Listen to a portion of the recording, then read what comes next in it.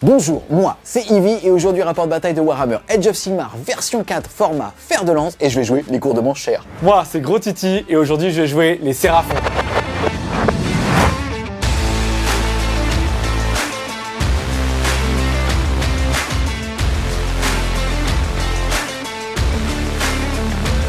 Avant de vous présenter les listes, je vais vous présenter le plan de bataille, le feu et le jade et la cinématique de pré-bataille. Pour la séquence de pré-bataille, tout commence par un jet de dés. Le gagnant va pouvoir déterminer qui va être attaquant ou défenseur.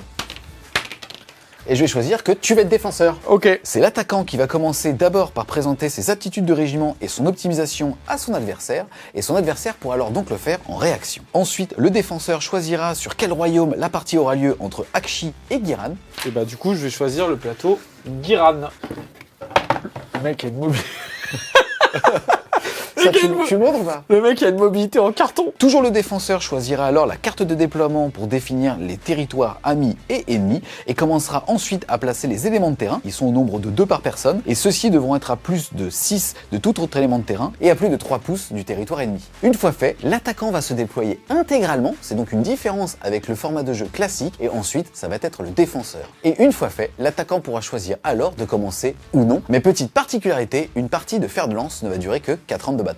Je vais maintenant vous présenter les manches chères, plus connues sous Flèche Eater courte. Ces créatures cauchemardesques étaient autrefois des humains nobles, mais une malédiction abominable les a transformés en ghouls affamés de chair. Dans leur folie, ils croient encore vivre dans un royaume de chevalerie et d'honneur dirigé par des rois ghouls enragés et sanguinaires. Ils sont un peu cons quoi. Pour maintenant vous présenter mon fer de lance, on va retrouver dedans 4 unités, 2 héros. Le premier sera le grand régent Aberrant. Il sera accompagné d'un courtisan Vargufle. Ensuite, on va retrouver de la cavalerie d'élite avec les chevaliers de Morbeg. Et la seule unité qui va pouvoir revenir à la vie une fois qu'elle sera détruite une fois sera l'unité de Prévôt des Cryptes. Le trait de bataille de l'armée, c'est-à-dire ce qui va définir ses règles mais surtout son ADN, sera les actes de noblesse. Autrement dit, à chaque fois qu'un héros détruit une figurine, il marque un petit point, il peut aller jusqu'à 6. Quand il en a 6, il donne autour de lui plus une attaque, mais surtout il peut dépenser ses petits points pour amener des figurines à la vie. Pour vous présenter les Séraphons, ce sont des reptiliens sans pitié. Les Séraphons sont inspirés des hommes lézards, une race qui vient de l'univers de Warhammer. Ils ont évolué pour devenir des êtres célestes, habitant les royaumes éthérés des étoiles et servant les anciens, les mystérieux créateurs de leur race. Dans le fer de lance Séraphon, ce qui est trop cool, c'est qu'on a un des plus gros monstres de l'univers de Age of Sigmar avec un sang ancien Saurus sur Carnosaur. Il sera accompagné pour former la ligne de mon fer de lance de 2 unités de 5 guerriers Saurus. Et pour finir, j'aurai une unité d'élite, des énormes lézards boostés aux stéroïdes, 3 Croxigor. Ouais,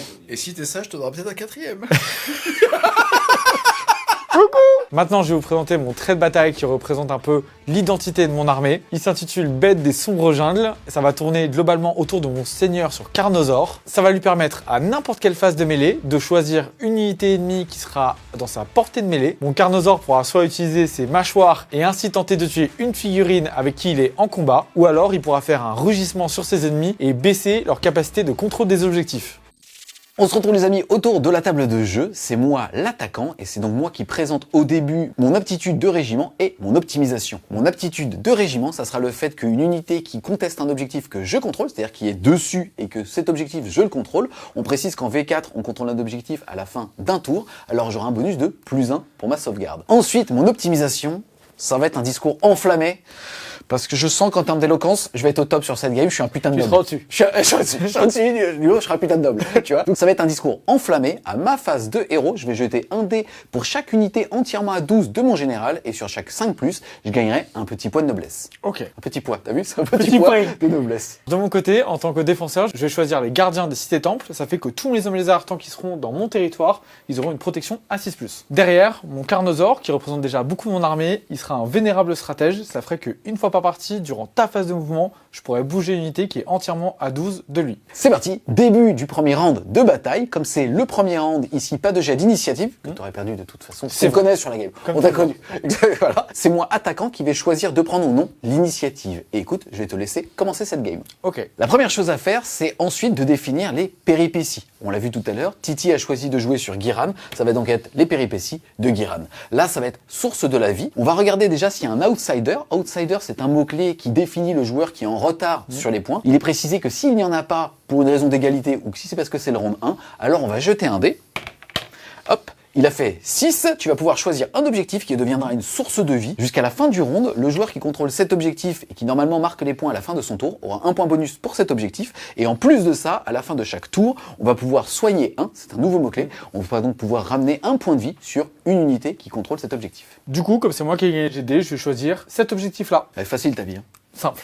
Ensuite, on va tous les deux simultanément prendre 3 cartes de tactique de bataille. Ce sont des cartes qui vont être divisées en 2 parties. La première, c'est ce qu'on doit faire pendant ce tour pour marquer jusqu'à un point de victoire. La deuxième, c'est un effet, un ordre qu'on ne peut normalement pas faire justement en fer de lance, qui vont être des actions de réaction ou des actions tout court, avec à chaque fois un petit texte qui nous explique quand est-ce qu'on va pouvoir le faire. Et ce qui est super cool sur fer de lance, c'est qu'on peut choisir justement soit de marquer les points, soit d'utiliser les effets. Et si on utilise les effets de façon défensive, alors on pourra plus marquer les points et la carte sera défaussée à la fin du round. Celles-ci sont face cachée, elles vont donc apparaître maintenant sur votre écran. Début de tour, la première phase en fer de lance, c'est la phase de héros. Elle est représentée par la couleur jaune que vous pouvez retrouver à différents endroits sur vos fiches d'unité. De mon côté, j'ai qu'une seule aptitude, ça sera au niveau du Carnosaure. Le Carnosaure, il a une aptitude qui s'appelle Seigneur de guerre ancestral. Ça lui permet de choisir une unité entièrement à 12. Ici, pour l'instant, toute mon armée est cassée le premier tour et lui donner +1 sur ses jets de charge. Ici, je vais choisir les 3 Croxigore. C'est la fin de ma phase de héros, on va passer à la phase de mouvement. Au vu des cartes que j'ai, vous allez voir, je vais faire une phase de mouvement où je vais légèrement avancer dans la table, notamment pour me préparer à un potentiel double tour de Heavy et aussi le contraindre sur l'objectif qui est sacré à ce tour-là, qui est celui-ci qui me rapportera des points de victoire supplémentaires et j'ai pas envie que Julien les ait au prochain tour. Fin de la phase de mouvement, on va passer à la phase de tir. J'ai mon bâton solaire qui est sur le Carnosaure qui va désigner une cible. Je vais désigner les Morbecs qui sont juste ici. Les chevaliers. Les Morbecs, oui, les paysans sur des montures démoniaques. Non, ce sont des chevaliers. Ce qui est intéressant, c'est de vous parler aussi de la notion de couvert. Maintenant, tout a été allégé. C'est-à-dire que le couvert donne tout simplement un malus de -1 pour toucher. Ici, en l'occurrence, il y a un champ dégagé de ce côté-là ou de ce côté-là du décor. Il va donc pas avoir le malus. C'est une arme aléatoire qui a D6 de tir. Je vais faire 3 tirs. Ce qui est 3 fois supérieur à toutes nos parties de test. C'est vrai. 3 plus pour toucher. Ah non, c'est pareil. Ça va. Et 3 plus pour blesser, ça fera une blessure avec une reine de -1. Ok, eux, ils ont une sauvegarde de 4 de base qui passe à 5. Hop, non. Pour un dégât. Stop. Ok, c'est parti. Cette petite unité a une protection, c'est-à-dire que je vais jeter un dé sur un 6. Hop, j'aurai pas la blessure. J'aurai la blessure. J'ai pas de phase de charge ni de phase de mêlée, du coup on va passer à la fin de tour, qui est aussi la phase à laquelle on regarde le contrôle des objectifs. Ici on voit que je tiens l'objectif central et celui-ci, qui est aussi la source de vie et donc me octroiera un point bonus. J'ai donc 2 points d'objectif, c'est plus que Julien qui en a 1, donc je vais marquer 1 point, puis 2, puis un bonus parce que j'en ai plus que Julien, et le bonus de source de la vie pour un total de 4 points de primaire. Ici, c'est la fin du tour de Titi. On a vu qu'il avait marqué aucune carte pour l'instant. Ça veut dire potentiellement, moi qui vais jouer contre, que je dois m'attendre à ce qu'il ait jusqu'à 3 réactions à ce tour-là. Certes. Ou alors ça peut vouloir dire que j'ai aussi des réactions que je préfère garder au lieu de mettre des points pour tout simplement contrer la stratégie de Julien. C'est parti, début de mon tour 1, je vois ici que Titi a marqué 4 points. On a vu tout à l'heure qu'il y avait la notion de outsider, c'est-à-dire de rester deuxième. Je pense que c'est ce que Titi est en train d'essayer de faire. Le fait est que c'est pas grave, on va enchaîner quand même avec la phase de héros. Première chose à faire en phase de héros, donc la phase en jaune, c'est de regarder le trait que j'avais pris pour mon général. Celui-ci me disait de faire un discours éloquent. Je vois dans vos yeux la même peur qui c'est des ghouls. On s'en bat les couilles. En fait, en vrai, il est écrit au niveau du fleuve qui fait un cri, un hurlement ultra flippant. Mais je pense que dans sa tête, il était super stylé. Pas comme moi là. Dans sa tête, il prend une bannière et tout. C'est Boromir quoi. Tu vois, il était comme ça, alors qu'en fait, il a lâché une caisse. Mais c'était noble. C'était une noble caisse. Une belle caisse. C'est parti, je vais donc jeter un dé par une dé entièrement à 12 pouces de lui. 1, 2, 3. Il est précisé que lui ne compte pas dedans et que pour chaque 5+, ça me fera un petit dé de noblesse. Merci beaucoup pour cette aptitude. Ensuite, toujours en phase de héros, si vous regardez la fiche d'unité de mon grand régent Aboran qui est juste ici, celui-ci a l'équivalent d'un sort. Il va donc pouvoir jeter 2 dés et sur un 6, ça va fonctionner. Ça fait 2 et 5, 7. Il va pouvoir choisir une unité entièrement à 18 et dire qu'elle va avoir plus d'un en mouvement et surtout plus 1 pour blesser. Je vais donc choisir cette petite unité-là. C'est ma fin de phase de héros. Tu veux déclarer quelque chose ? Oui, je vais déclarer quelque chose. Eux sont quand même assez menaçants. Et du coup, ce que je vais faire, c'est que je vais utiliser ma tactique de bataille en garde, du coup sous forme d'ordre, qui va me permettre d'avoir frappe en premier sur une unité durant tout le tour de Julien. Et je vais le désigner sur l'unité de Saurus qui est juste ici, puisque c'est celle qui tient en plus mon objectif, source de vie. Phase de mouvement, globalement vous voyez ma main, j'ai bien envie d'aller prendre, on va dire, la table par les côtés. T'es complètement con ou tu sais ce que je vais faire? Le problème, c'est comme il a justement back son pack ici, parce qu'il devait savoir que dans ma main, potentiellement, j'avais celui-là, il s'est bien rapatrié ici. Donc je vais pas être capable de charger, parce que si vous regardez ma main, j'ai aussi comme objectif de charger sans l'unité meurt. Donc malheureusement, je vais jouer un tour frileux. Ce qui va se passer à ma phase de mouvement, c'est qu'on a eux qui bougent de 12 maintenant, de 14, puisque mon sort est passé, et qui vont aller tout simplement se mettre ici pour, on va dire, éviter une charge, sauf peut-être de lui. Mais si son gros monstre, il veut le polariser de ce côté-là, ça m'ira très bien. Et lui va aller faire la même chose ici, pour pouvoir avoir 2 unités qui répondent aux attaques de flanc et aussi que je reprenne un petit peu les objectifs de ce champ de bataille. C'est parti pour la fin de ma phase de mouvement. Moi, dans une armée de la mort, on a l'habitude, il n'y a pas de tir. Ici, ça va donc sonner la fin de mon tour. J'ai joué frileux. Il a une armée qui est très forte globalement, mais qui ne revient pas à la vie comparativement à moi, qui va avoir une unité de renfort, qui vient de mes petites goules. Donc pour le coup, je vais pas y aller frontal avec lui, ça ne va pas marcher. Je vais tout simplement m'arrêter ici. On voit que je contrôle un objectif que je contrôlais déjà à la fin de son tour, puisqu'on contrôle à la fin du tour.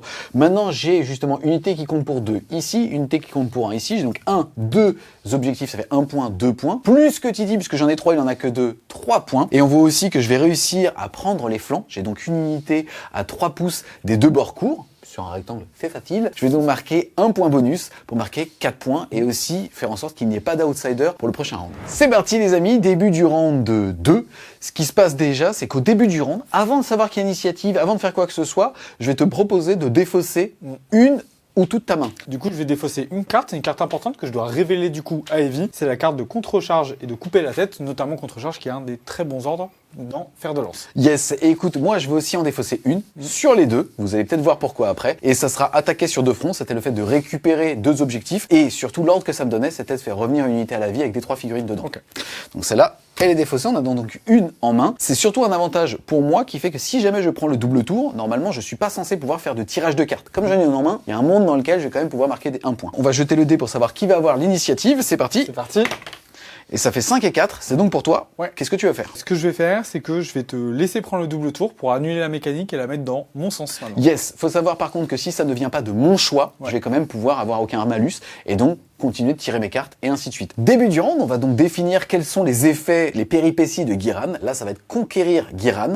L'outsider choisit alors 2 objectifs. Quand il n'y a pas d'outsider, on en choisit un chacun et chaque joueur qui marque à la fin de son tour marque un point bonus par objectif qu'on a distingué, qui contrôlera. Moi, je vais choisir celui chez moi parce que je n'ai pas de dame. Ça marche. Moi, je suis guidé par les anciens et les anciens me disent que c'est celui-là qu'il faut que je choisisse pour avoir un point bonus. C'est parti, nos mains sont maintenant en fait. J'ai l'initiative parce que Titi me l'a donné. On passe à ma phase de héros. Début de phase de héros, je vais regarder avec un discours éloquent. Un nouveau discours. Exactement, exactement. Le premier était pas ouf. Le premier était pas ouf, c'est vrai. Là, en l'occurrence, j'ai que 2 unités qui sont entièrement à 12. On avait déjà prémesuré pour ça. Et donc, pour celle-là et celle-là, ça va faire 2 dés. Sur un 5+, je vais gagner un point de noblesse.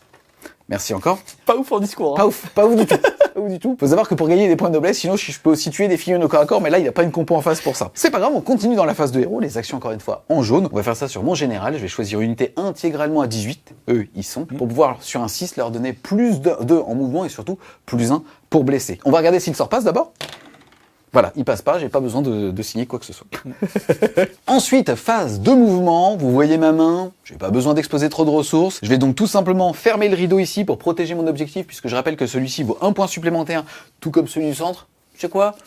C'est le tien. Ah, c'est le mien. Moi, c'est mon destin. Et on arrête. Et lui, par contre, va faire une petite échappée sauvage pour commencer à les gérer eux, qui ont surtout comme règle de fiche d'unité d'avoir plus 1 à la sauvegarde s'ils contestent un objectif. Là, ils sont dans la pampa. Je vais en profiter pour envoyer justement mon Vargufle, qui est un petit MVP, un petit missile, et pour le forcer potentiellement à ramener un petit peu plus de ressources là-bas. c'est la fin de la phase de mouvement de Evie. Là, on va arriver du coup au moment où moi je peux faire des réactions. À noter du coup que dans la VK de Age of Sigmar, on va avoir les ordres qui vont s'annoncer en fin de phase de son adversaire en réaction. Ici, je vais pouvoir utiliser du coup l'optimisation de mon général sur Carnosaur, vénérable stratège dont je vous ai parlé au début. Ça va me permettre de faire bouger cette unité de Guerrier-Saurus ici, qui va revenir à côté de lui pour tout simplement forcer Evie, s'il vient au corps à corps, à se battre également contre le Carnosaur. Puisque, on vous le rappelle, maintenant la portée d'engagement est aussi la même que la portée des armes de mêlée, c'est tout simplement 3 pouces. Fin de la phase de mouvement, on passe à la phase de tir, il n'y en a pas, on passe à la phase de charge, et je vais tout simplement charger avec le courtisan Vargufle, le chevalier à pied, ici. 12, c'est bien. Tu peux charger là aussi. Ben là je pourrais en effet, mais non. Je vais tout simplement contrôle des cet objectif puisque je l'avais à la fin du tour précédent. Je vais donc tout simplement venir ici entre guillemets pour le bloquer et peut-être plus. C'est parti, début de la phase de combat. Il n'y a qu'une unité à activer. Bon bah voilà, hein. C'est la même chose en ping-pong. On va commencer par le Vargufle. Le Vargufle c'est 7 attaques sur du 4+. D'accord. J'ai une question. Oui. T'as peur de ma stratégie ou t'as peur de l'homme derrière la stratégie? J'ai peur des dés derrière l'homme, derrière la stratégie. Ah ouais? Putain, je te comprends. C'est maintenant que ça fait prout. Et par contre, ça blesse à 3. C'est la performation d'armure -1, du coup ma sauvegarde à 4+, va passer à 5. Du coup, je vais en rater 3. C'est dégâts 2. Comme je suis toujours dans mon territoire, j'ai une protection à 6 sur mon unité. Ça, c'est ma règle de régiment de bataille. J'en fais 0, je vais du coup en perdre 3. Et ensuite, j'ai une attaque de lance. Bon, j'avoue, c'est des croix serrées sur le profil. Mais moi, je pense que c'est une lance. C'est une belle lance de cavalerie. C'est un 3+. C'est une belle lance de cavalerie. Elle blesse à 2 parce qu'en fait, comme j'ai un cheval, tu sais, je vais très vite vers Prendre l'adversaire. l'élan. C'est le poids, quoi. Tu vois, Bien c'est- sûr, merci. l'ajoute. Et en plus, ça fait 6. C'est un 6. Et moi, j'ai une sauvegarde à 4+, qui va passer à 6. Oh, Et c'était allez dégâts fois 3. Joli. Ici, je vais activer mes Saurus. Ils vont pouvoir faire un mouvement, ce qu'on appelle d'engagement. Ce mouvement d'engagement, il est de 3 pas. Ici, les Saurus ont 2 attaques chacun. Touche à 3+. T'as pas l'impression qu'il a pris des extras vu son socle? Il va vous laisser à 3+. Et tu auras 2 blessures à raid -1 pour 1 dégât. Ok, sauvegarde à 5 qui passe à 6. Hop, j'en réussis une, c'est dégâts 1. Oui. Ok, lui il a une protection à 6. Oh putain, Oh là là. il va donc perdre 1 PV, il en a 8, il lui reste 7. C'est la fin de mon tour. Comme vous pouvez le voir, le Vargufle a une aptitude qui s'utilise en fin de tour puisqu'elle est violette. C'est un banquet de victoire. Il va donc Fêter la joute. Exact, fait-on l'ajoute, mon petit Titi. Et donc, il va pouvoir se soigner de D6. Bon, il a perdu qu'un PEV. Il redevient donc full vie. En plus de ce soin, je peux faire ce qu'on appelle un repli. C'est donc un mouvement qui me fait sortir de la portée d'engagement. En théorie, je suis censé prendre des 3 blessures mortelles quand je fais ce type de mouvement. Ça vaut aussi pour le vrai match play. Mais ici, sa règle est qu'on prend pas les blessures. Je vais donc tout simplement bouger de sa valeur de mouvement pour aller me remettre sur l'objectif ici. Là où j'ai de la chance, s'ils sont plus que 2, j'ai un contrôle d'objectif de 2. Il va donc devoir appeler des renforts s'il doit prendre cet objectif. Ce mouvement de repli sonne aussi la fin de mon tour. Je vais donc avoir un objectif, 2 objectifs, 3 objectifs. C'est au moins 1 point, au moins 2 points, plus que Titi, 3 points. J'ai l'objectif qui avait été sélectionné au début du tour par rapport aux péripéties, un petit point bonus. Je suis donc à 4 points de primaire. Ensuite, au niveau des cartes, si on regarde ensemble, je vais utiliser Ne flanchez pas. Le fait d'avoir fait un combat au corps à corps et de n'avoir perdu aucune unité à moi. Donc c'est lui qui l'a fait. Et ensuite, j'ai Tenir le terrain. Le fait de contrôler le terrain qu'il y a dans ma zone ici. Je vais donc faire un tour à 4 de primaire, 2 de secondaire, c'est-à-dire à 6. Et comme vous pouvez le voir, il me reste aussi une petite réaction dans la papoche. C'est parti pour le début de mon tour 2. À ma phase d'héros, j'ai toujours une aptitude, c'est Seigneur de guerre ancestral du Seigneur sur Carnosaur. Il va donner +1 à la charge au Croxigore. C'est pas une unité de tir, ça? Pas vraiment. C'est Ah bah plutôt ouais. des mecs qui sont allés à Non, la mais- salle comme ça. Comme tu me l'as pas dit, ça en dit long sur qui tu es IRL. Ensuite, on va passer à la phase de mouvement. Vous avez vu mes cartes, vous avez vu aussi le tour de Julien qui a été assez conservateur, même s'il a commencé à agresser des hommes lézards au sein de notre forêt. Là, on va lancer clairement l'offensive, donc on va sortir de notre territoire et aller agresser Julien, se débarrasser de 1 ou 2 unités et essayer de prendre un petit peu plus la table. Tu sais pas du tout ce que je vais faire? Je sais pas ce que tu C'est vrai, j'adore. va, C'est quoi, je la retourne. Faut savoir que putain, on sort de playtest de je sais pas combien de games et à chaque fois mes cartes elles sont détentes sur la table visible de tous alors que c'est masqué et Titi il est en mode poker. Tu sais, il Bien est en sûr. l'air. Tu sais, il fait comme as, il fait comme as. Comme ça, là. Phase de tir, j'ai réussi à rester à 3 pas de cette unité-là et en étant à 12 d'ici, donc je vais tirer dans les petites goules qui sont là, des 6 tirs. 4. Enfin, ce sont des paysans, mais Pardon, oui, des paysans, ils ont sale tronche quand même. Hein. Touché à c'est 3 pas facile la vie au Moyen-Âge, tu sais. C'est vrai. On va blesser à 3+. Ça sera une blessure à raid -1 pour 1 dégât. Ok, petite sauvegarde à 6 qui n'est plus donc plus de sauvegarde. Ouais. Comme c'est sur un dégât, je vais utiliser leur protection. Eux, ils ont de base une protection à 5. Non, un mort. Oui, ensuite on va passer à la phase de charge. Ici, il y a des charges que je ne peux pas rater, notamment celle des Croxigores, parce que j'ai eu un +1 avec l'aptitude de mon Carnosaur. On va commencer du coup par eux. Hop, je vais faire 10. Alors 10, ça peut mal, ça me permettrait même avec un 11 d'aller peut-être là-bas et de récupérer du coup cet objectif-là. Mais malheureusement, je m'assierais sur le fait de faire mal à l'unité de Julien. On fait une petite parenthèse, ça n'est pas le mouvement de charge qu'il veut faire, mais c'est un truc qu'on voulait vous montrer. Maintenant, dans AOS, et ça marche aussi pour le match play, la portée d'engagement, il faut être visible. Donc c'est trop intéressant, c'est-à-dire qu'en fait, lui, il est bien moins de 3, il est à portée d'engagement. Bien évidemment, lui, t'as fait ta charge, il est à portée d'engagement. Par contre, eux ne sont pas visibles, même s'ils sont à portée d'engagement, ils sont pas considérés comme étant engagés. Voilà, on trouvait ça super stylé. Ouais, on continue avec les charges avec le Carnosaur qui va charger dans les Morbeg. 6. On va également lancer les Gaesaurus pour gagner un petit peu de projection. 4. Fin des charges de Titi. Réactionne. Oh non. Je vais utiliser la tactique couper la tête, ou en plutôt son ordre. C'est une contre-charge, mon Titi. Et je vais donc pouvoir moi aussi déclarer une charge. Et mon chevalier ici. Le jouteur. Le jouteur va jouter par là-bas. Non, pas les Saurus. Et ça fait 4. On va regarder. Normalement, il est à 4,5. Oh, elle est validée ou elle est Elle pas est validée, validée? elle est validée, elle est donnée, elle est donnée, elle est donnée. Phase démêlée, je vais pouvoir utiliser mon trait de bataille, c'est-à-dire ma mâchoire gargantuesque pour essayer de tuer une de ces unités-là. L'autre permettant de réduire le contrôle d'objectif de Heavy. Là, ça me sert à rien, je vais prendre les deux objectifs, donc je vais tenter sur un 5 ou 6 de tuer une figurine directement. C'est parti. Non, c'est raté. Je l'aurais mal pris. Ça va, ça va. Début de la phase de combat, je dois choisir une unité. Après, on fonctionnera en mode alterné. Ici, je vais prendre le moins de risques. Je vais activer les Croxigors qui vont taper dans ces petits gars-là. Les Croxigors, ils vont pouvoir utiliser leur aptitude qui est un passif qui s'appelle coups brutaux. Ça leur permet, quand ils tapent sur les unités qui sont 5 ou plus figurines, ils vont avoir crit 2. Ça ferait que chaque 6 à la touche fait 2 touches supplémentaires. C'est parti, on touche à 4+. Je rigole parce que sur 3 playtests, il a pas fait un 6 avec eux. Là, il y en a eu un. Eh, ça va, tu vas pas te plaindre. Ici, il y a un 6, du coup, on applique le crit 2, c'est-à-dire 2 touches supplémentaires. Ça blesse à 2+. À coup même. Il y a un as, et donc ça fera 6 sauvegardes avec une perforation d'armure de 1. Ici, j'ai une sauvegarde à 6 qui devrait passer à 7. Maintenant, mon aptitude de bataillon, c'est le fait d'être protecteur du royaume. Et donc, à partir du moment où je suis sur un objectif, que je conteste un objectif que je contrôle, c'est le cas donc pour le coup des 2 objectifs latéraux et de celui-là, je vais donc avoir plus en save. Ma 7 repasse à 6. Merci pour ça. Ensuite, c'est dégâts 2. J'en avais raté 7. Ça fait donc 14 protections à 5+. Je sais pas si t'aimes jouer avec toi-même, mais moi j'aime beaucoup jouer avec toi. Toi, t'aimes bien jouer avec toi-même aussi. Et ça va faire 2, 4, 6, 8 morts. Il va en rester qu'un, et pour le coup, t'as encore d'autres attaques? Et non, Ça m'embête vraiment beaucoup parce qu'en fait, c'est une unité qui rip-up chez moi au moins une fois. Et tant qu'il reste un mec en vie, bah, je vais l'avoir dans le fion. De mon côté, je vais activer les chevaliers de Morbeg. Je vais tout simplement taper avec les lances sinistres qui, normalement, ont un bonus de plus 1 dégât quand ils sont chargés. Là, je l'ai pas. C'est parti pour 6 attaques sur du 3+, qui va me blesser à 4+.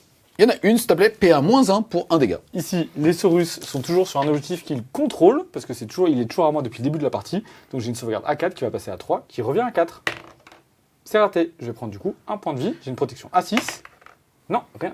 Je vais prendre un PV. C'est parti, je vais y aller avec mes griffes, enfin mes poings. Ton fier destrier. Voilà. Exactement. Des coups de sabot, ça en fait 9 sur du 4, qui vont blesser à 3+. Hop, et ça va t'en faire 4, s'il te plaît, à PA-1, mais cette fois-ci pour 2 dégâts. Ça marche. Sauvegarde à 4+. Hop, c'est dégâts 2. Donc ça fera 6 protections à 6. Il n'y en a toujours pas. Et donc ça fera 3 morts. À mon tour d'activer, j'ai mis mes Saurus ici. Pourquoi? C'est si jamais... Excuse-moi, ils ont un jumbé? C'est sauvage. Poulon, poulon, poulon. Alors que moi, je suis en armure. En armure, ouais, une armure de poil, de poil de griffe. Ici, du coup, je me suis mis là. Pourquoi? Parce que si jamais Heavy me rate, peut-être qu'il aura plus de mal à aller sur cet objectif-là avec son mouvement de repli. 4 attaques de Saurus à 3+, qui vont blesser à 3+, 2 blessures à -1 pour 1 dégât. C'est parti, sauvegarde à 6. Non, à 5 d'ailleurs. Ça en fait une, et derrière ces dégâts, Oui. protection à 6. Non, il va reperdre un point de vie, passer à 7. À moi de taper, cette attaque ici, c'est sur du 4. Quand je me rate comme ça, c'est ça que tu voulais dire? C'est sur du 3. Écoute, ça va t'en faire 2, par contre, c'est PA-1 pour 2 dégâts. Sauvegarde à 5+. Non, c'est raté. Et du coup, là, je suis sorti de mon territoire. Du coup, j'ai plus de protection. Du coup, ils vont mourir. Ça va faire...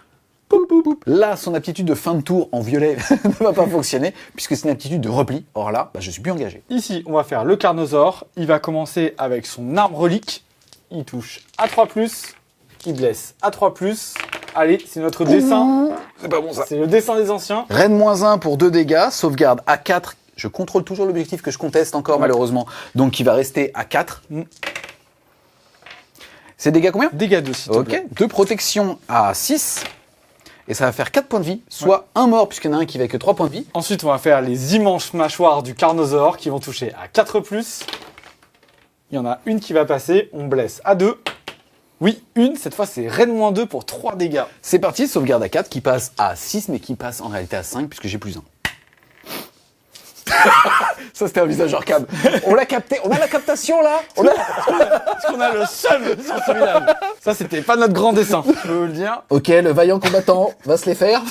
Il va y aller du haut de ses 3 attaques. Et c'est à 3 attaques, ces petits, ces petits paysans. Le noble sergent de la Sur tour. du 4. Et qui blesse à 4. Et on hésite beaucoup ici. Ça passe. Il est bien. PA-1, s'il te plaît. Les Croxigors, ils ont une sauvegarde à 4+. Allez, on est gonflé aux stéroïdes. Non, ils vont prendre du coup un point de vie puisque j'ai pas de protection, je suis en dehors de mon territoire. C'est la fin de mon tour, on va regarder les objectifs que je contrôle. J'ai toujours celui-ci et j'ai repris celui-là à Evie. Ça tombe bien, c'était aussi une de mes cartes de reprendre l'objectif BMAT. Celle-là, elle est réalisée. Malheureusement, vous avez vu que les autres, à cause de la contre-charge de Julien notamment, j'ai pas réussi à les faire. Oui.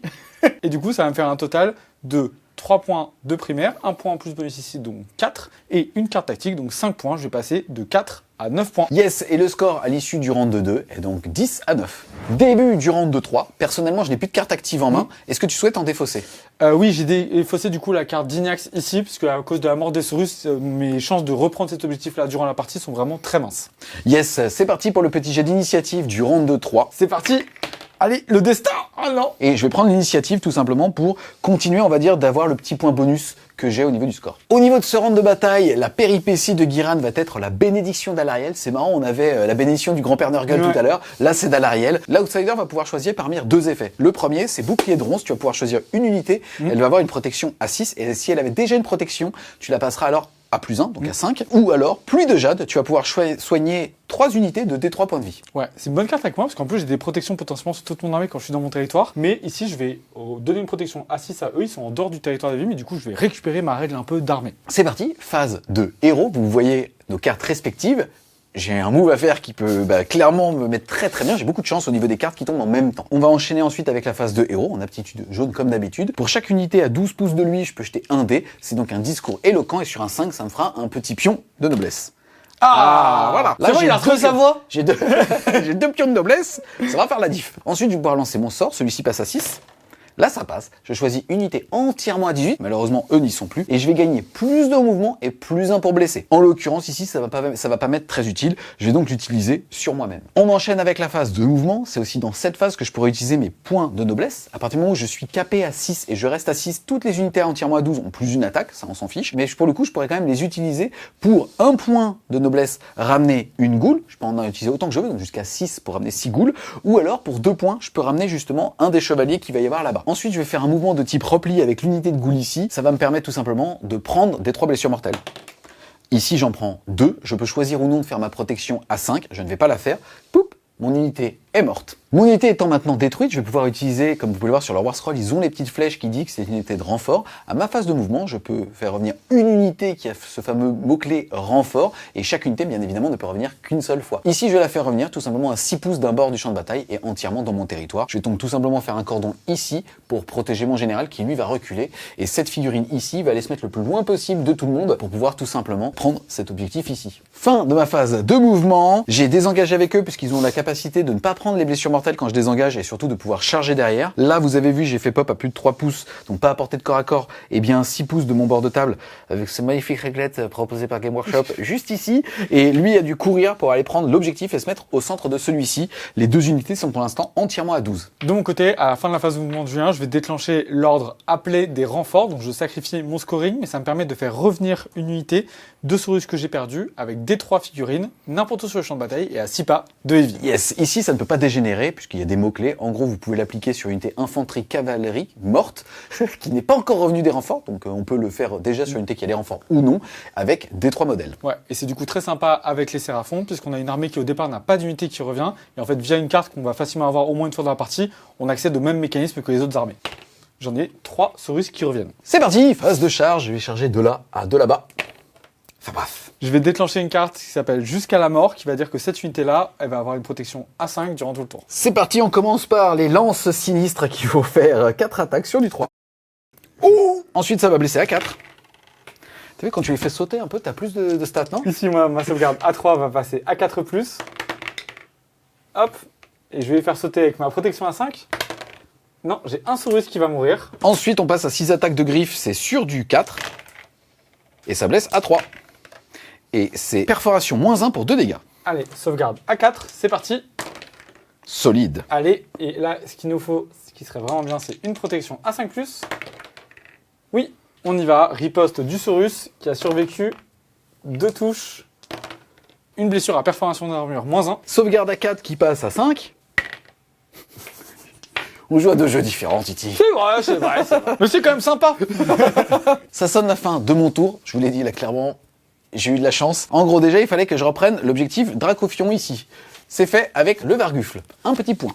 Ensuite, il fallait que je fasse un raid, c'est-à-dire que j'ai une unité entièrement en territoire ennemi. Ça tombe bien, j'ai le Vargufle. Pour la petite histoire, j'ai dû advance avec lui juste pour le mettre au centre de l'objectif, pour faire croire qu'en fait, en gros, elle n'était pas entièrement chez toi. Et en fait, non, c'est le Vargufle. Je t'ai parlé du Vargufle ou pas? Le Vargufle, il fait tout. Et enfin, il fallait prise opportune. Il fallait que je récupère un objectif que je ne contrôlais pas, mais sans faire de corps à corps avec. Ça tombe bien, il y a le Vargufle. Le Vargufle, il fait joute, banquet, objectif, Ah, oui, mec. raid, territoire. Et jongleur aussi. Il fait tous les mecs. Et donc, déjà, au niveau du contrôle d'objectif, pour l'instant, j'en ai 1, 2, 3 et même 4. J'en ai au moins 1 point, au moins 2 points, plus que Titi, 3 points. Et là, on l'a vu, j'ai marqué mes 3 cartes. Par contre, je suis en slip en termes de réaction, mais je fais un tour à 6. C'est quasi le maximum qu'on puisse faire à faire de lance, sauf quand on a des petits bonus, notamment avec plus un objectif. Donc, mon score va passer à 16. C'est parti pour mon tour 3. Bon, Julien est quand même pas mal devant au score. J'ai moi dû utiliser pas mal d'ordres, donc du coup j'ai pas beaucoup de cartes à marquer. Mais ce que je vais essayer de faire, c'est de me projeter sur ce tour-là et le tour d'après en termes de primaire, essayer de lui tuer des ressources pour qu'il puisse pas trop jouer au dernier tour et peut-être repasser devant avec un tout petit peu de delta de points. Pour ça, vous savez, la dernière carte qui me reste, je l'ai gardée quand même depuis pas mal de temps. Attends, je vais regarder ce que c'est. On est parti à la phase d'héros. La phase d'héros, ici, je pourrais buffer une unité avec un +1 à la charge avec Seigneur de guerre ancestral. Ça me sert à rien, sachant que je peux pas me le donner à moi-même. Donc on va tout de suite passer à la phase de mouvement. La phase de mouvement, elle va se résumer à gérer mes cartes et à faire ce qu'on appelle de l'attrition, c'est-à-dire faire des dégâts à heavy. Ici, cette unité-là, elle est revenue. Je vais en profiter pour m'en débarrasser, j'espère, définitivement à partir de maintenant. Et ensuite, le Carnosaur va venir ici pour s'occuper des Morbeck. On n'hésite pas à les sortir, ça serait vraiment bien pour qu'il ait plus de mal à faire et des cartes et des objectifs primaires au dernier tour. C'est la fin de ma phase de mouvement, on va faire la phase de tir. Ici, je vais utiliser ma lance solaire sur les Morbeck. C'est parti, des 6 tirs, 5. C'est notre meilleur tir depuis le début, on y va, touche à 3.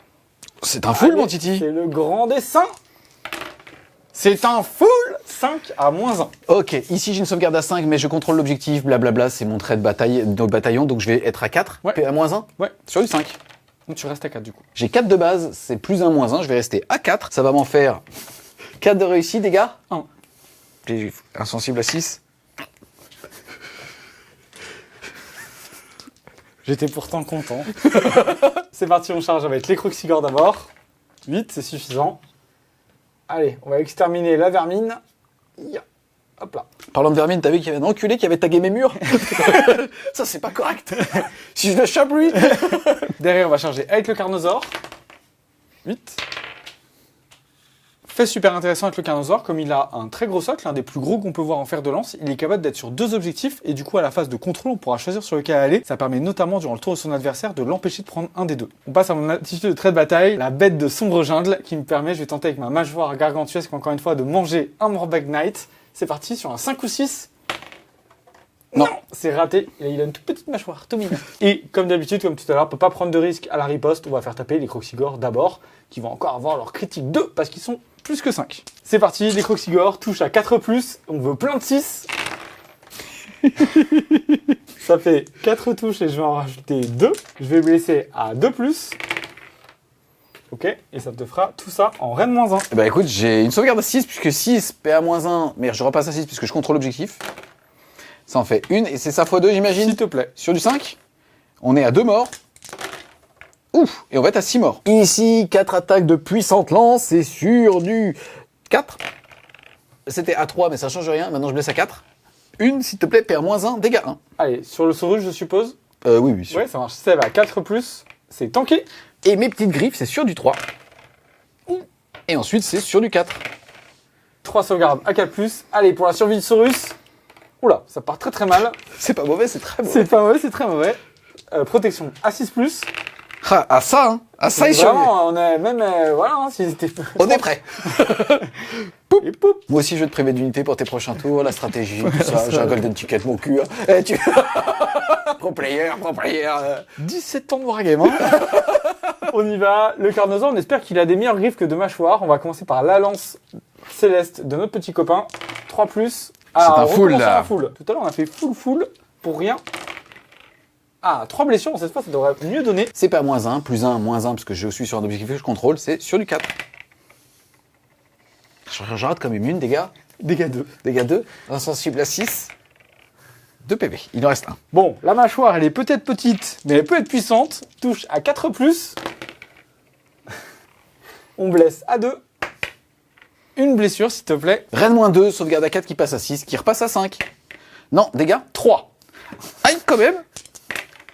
Et non, je vais en sauver un, c'est bien, donc ça va faire un mort. J'active la dernière unité, la petite unité de ghoul de 3, ça fait 9 attaques sur du 4. Putain, tu fais autant de touches que moi. Et ça blesse sur du 4.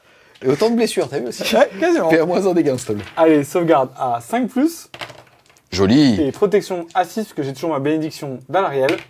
Non, je vais pouvoir prendre un point de vie. On arrive à la fin de mon tour, c'est le moment aussi où on va décider qu'est-ce que je vais contrôler comme objectif. Le Carnosaure a le choix entre celui-ci et celui-là. Celui-là est déjà à moi, je vais donc désigner celui où il y a le Morbeg pour le récupérer. Ça va me faire 2 objectifs. Ici, les Croxigores sont contrôlés d'objectif 2.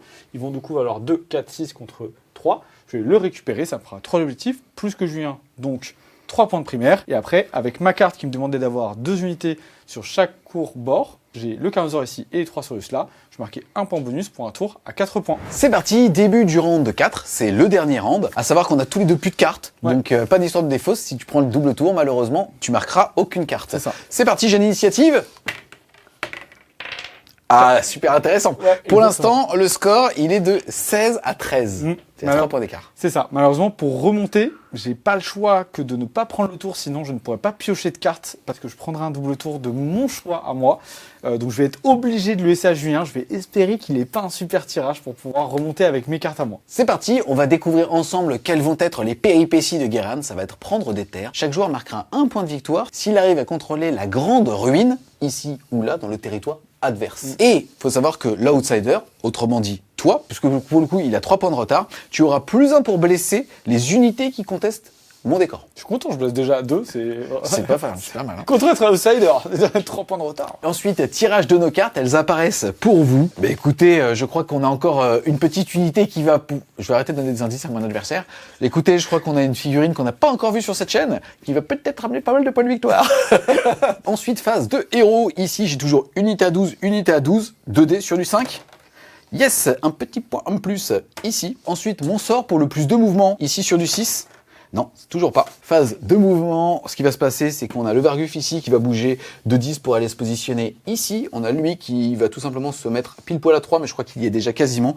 Et on a eux qui vont désengager, potentiellement finir à côté de lui pour pouvoir tout simplement ramener jusqu'à 3 figurines. Les petites goules ici, elles vont donc prendre des 3 blessures mortelles. Ça sera une que je vais annuler sur du 5.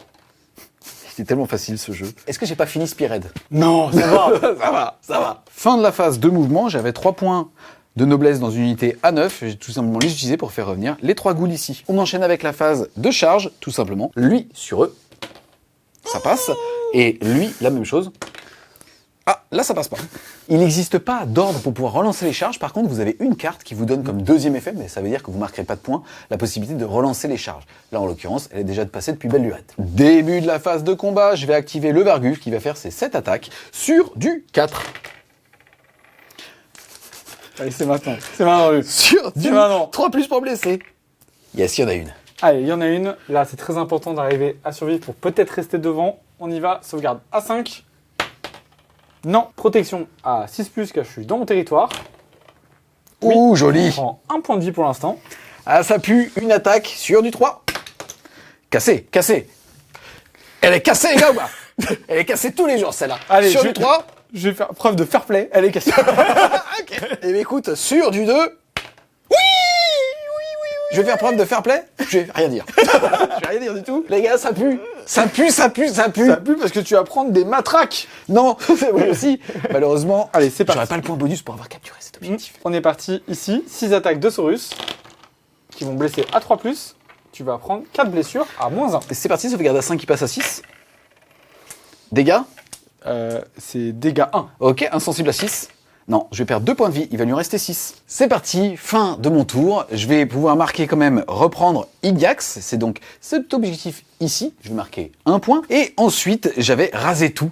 Il fallait que j'ai une unité à 3 pouces de ton bord de table. J'en ai même 2 en réalité. Je vais donc marquer un 2e point. Ensuite, au niveau des objectifs que je contrôle, j'en contrôle 1 et 2. Je vais donc marquer seulement 2 points de primaire, plus les 2 cartes. Je vais donc faire un tour à 4. Ici, vous avez vu, j'ai raté une charge à 3, qui fait malheureusement que je ne vais pas avoir le point bonus des effets justement de cette mission en reprenant cet objectif. C'est parti pour le dernier tour des Séraphons.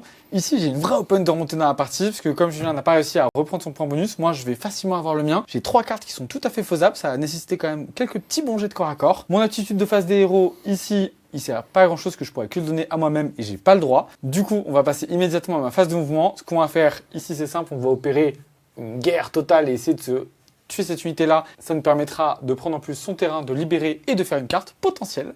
Et après... Excuse-moi, il s'avère que j'ai gardé une carte en main volontairement.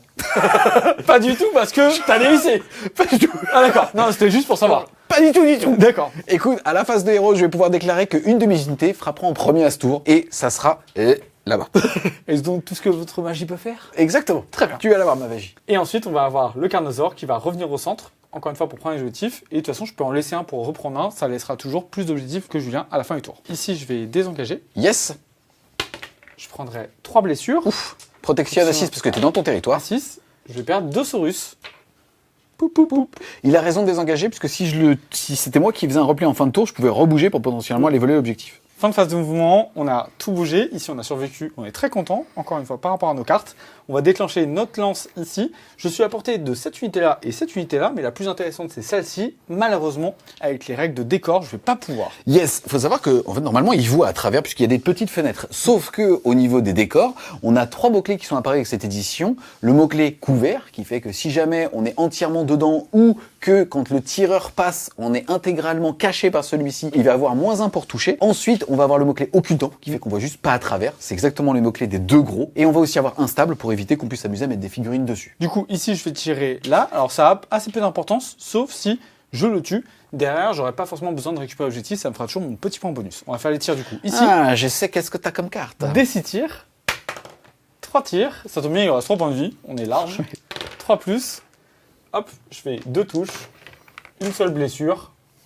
Reine à -1. Sur les 4 Non. Insensible à 6, dégâts? Oui.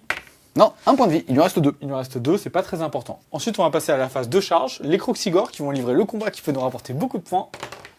La charge est réussie. Le double 1 m'aurait fait mal. Je vais pas te mentir, le double 1 m'aurait fait vraiment rire, quoi. C'est parti! Début de la phase de combat. Ici, il a fait exprès d'être à 3 pouces avec les 3 figurines de ce décor-là. Comme ça, il a 6 de contrôle d'objectif. Pour l'instant, je suis à 6 aussi. Il y a un monde dans lequel je risque de plus mourir que lui quand même. Mais j'ai frappe en premier. Ils sont 6. Ça fait 18 attaques sur du 4. Et sur du 4. Ah, ça c'est bien. Je me couche au 4ème round. Putain. Il y a 3 blessures. Ma Sugar à 4 passe à 5.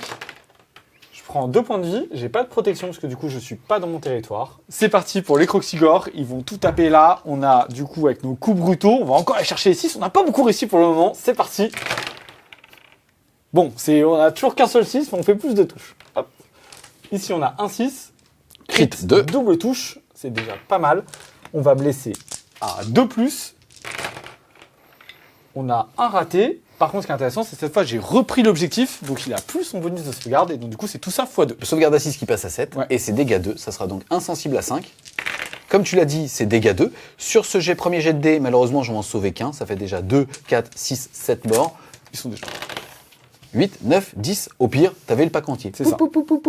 On arrive à la fin du tour. C'est le tout dernier de toute la partie. On va regarder les objectifs que je contrôle. J'ai 1, 2, 3 objectifs. Celui-là, je l'ai bien fièrement repris au dernier tour. Derrière, on va regarder les points d'objectif bonus avec les péripéties. Je tiens bien le grand terrain qu'il y a dans le territoire de Heavy. Ça m'a rapporté un point bonus. Je suis donc à 4 points de primaire. Maintenant, on regarde mes cartes. Je vais faire du coup un raid, puisque j'ai une unité en territoire ennemi et qu'elle n'est pas engagée au corps à corps. Je ne flanche pas puisque j'ai fait une aptitude de corps à corps avec mes Croxigores et maintenant je n'ai pas perdu d'unité en retour. Donc là j'ai eu de la chance de survivre. Et après, Estrade de Dracophion, je suis bien au centre et je l'ai repris. Donc je vais faire 3 points en plus, ça me fait un tour à 7 points. Je passe du coup de 13 à 20. Et moi, j'étais à 20. Et c'est donc un 20-20, putain.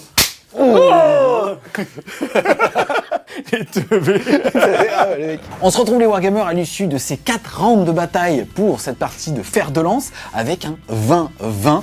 Perso, j'ai adoré. Je trouve finalement que c'est très représentatif de ce que ça a donné sur le champ de bataille. Si j'avais pas dévissé sur ma charge et sur le fait d'avoir tué 3 bonhommes T4, je gagnais d'1 point. Ouais. Or, là, c'est inégal et je trouve que c'est très fair par rapport à ce qui s'est passé. Ouais, c'est clair, franchement, la partie était ultra cool. J'ai dû pas mal m'adapter. Toi, t'as été très en temporisation, sentant que moi, j'avais plus de force de frappe et j'ai un peu plus de répondants. Donc, j'ai été agressif à partir de mon T2, alors que toi, tu m'attendais un petit peu. J'ai eu un peu de mal, j'ai dû m'adapter plus à mes GT et aux cartes et à donner plus d'ordre que de marquer de points. Et donc, du coup, j'étais un petit peu derrière, mais ça m'a permis avec les effets bonus d'avoir quand même des points pour remonter petit à petit, d'avoir une belle mécanique de spearhead, donc c'était vraiment cool. Yes, qu'est-ce que tu peux nous dire aussi sur la rejouabilité? Parce que là, littéralement, alors on a le pack de terrain de la boîte de base, mais sinon en termes d'armée, on joue littéralement pour 100 balles. Effectivement, pour les Séraphons, la rejouabilité va changer dès que vous allez changer les aptitudes de régiment et l'optimisation pour aller vers des compositions qui sont beaucoup plus offensives, avec un côté très agressif, un peu lézard sanguinaire, ou alors des trucs un peu passifs où vous êtes gardien des cités temples, comme on a pu le voir ici, et en prenant aussi un passif sur le général qui est beaucoup plus défense, et du coup jouer un côté attentiste qui va plutôt être contrôle des objectifs. Donc clairement, juste en changeant une optimisation, on change tout le gameplay de l'armée. Bah t'as vu, même là, le fait de jouer Bretonnie, c'est trop bien quoi, de dire que... T'es un orateur émérite. T'es un jouteur et t'en gueules des buffets. Franchement, le fait de pouvoir jouer Bretonnie à Spearhead, moi ça me fait plaisir, mais grave, tu vois. On va s'arrêter là-dessus. Merci à toi, mon Titi, mais justement d'être venu pour montrer un petit peu ce que faisaient les hommes lézards, les séraphons sur le format fer de lance de cette V4 de Warhammer Age of Sigmar. On espère clairement que vous avez aimé la vidéo. Si c'est le cas, n'hésitez pas à mettre un gros pouce bleu dessus, à la commenter, à la partager. Si vous voulez supporter French Flame Studio, n'hésitez pas à aller faire un tour sur son Tipeee. Si jamais vous voulez aussi les dés qui font plein de 6, je mettrai le lien en description dans la boutique partenaire parce que vous pouvez les avoir. Et nous, on vous dit à plus les Wargamers.